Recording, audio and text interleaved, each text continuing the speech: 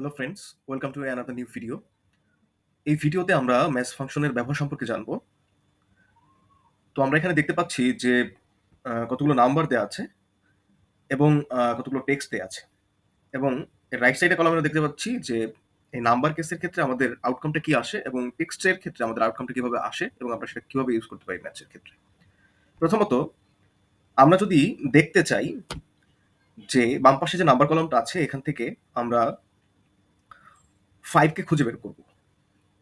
তো আমরা ফার্স্টে লিখলাম ম্যাচ।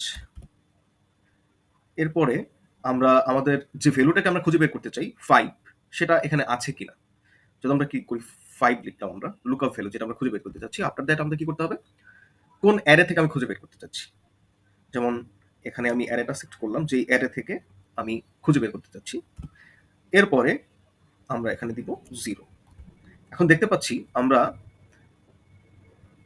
5 এখানে আছে এবং তার অবস্থান নাম্বারটা হচ্ছে সেকেন্ড পজিশন। সে আমাকে এখানে দেখিয়ে দিচ্ছে যে 2 নম্বর পজিশনে অ্যারে 2 নম্বর 5 টা পাওয়া গেছে। আচ্ছা, এখানে আপনারা দেখতে পাচ্ছেন যে 2/5 দেয়া আছে। কিন্তু সে প্রথমটাকেই কাউন্ট করেছে।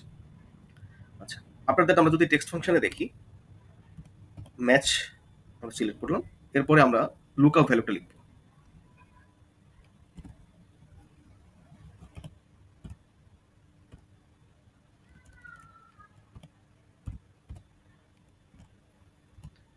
এরপরে আমরা অ্যারে সিলেক্ট করব যে অ্যারে থেকে এটাকে খুঁজে বের করতে চাচ্ছি এবং আফটার দ্যাট আমরা 0 বসিয়ে দিলাম।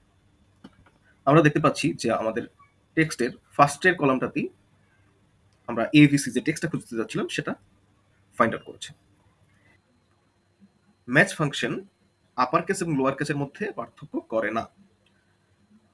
টেক্সটের আউটকামের ক্ষেত্রে আমি সিলেক্ট করেছিলাম লোয়ার কেস, কিন্তু লোয়ার কেসের পজিশন ছিল সেকেন্ড পজিশনে, তারপর আমাকে ফার্স্ট পজিশন দেখাচ্ছে কারণ সে আপার কেস লোয়ার কেসের ডিস্টিংগুইশ করে না। ওকে, আরেকটা যেটা অপশন সেটা হচ্ছে যদি কখনো এটা সাকসেসফুল না হয়, যদি ম্যাচ করতে না পারে সেক্ষেত্রে সে এনএ এরর শো করবে। আর ম্যাচ ফাংশন সবসময় প্রথম ভ্যালুটাকে চুজ করে। আমরা লুকআপ ভ্যালু দিলাম 3। দেখেন আমাদের নাম্বার কেসের মধ্যে কোনো 3 নাই, কিন্তু আমরা 3 যদি খুঁজতে চাই এবং আমরা যদি 0 দেই সেক্ষেত্রে আমাকে সে ইরর ভ্যালুটা দেখাচ্ছে কারণ এখানে কোনো 3 নেই। কিন্তু আমরা যদি 0 জায়গাতে 1 ব্যবহার করি তখন সে আমাকে 1 নাম্বারটা দেখাচ্ছে।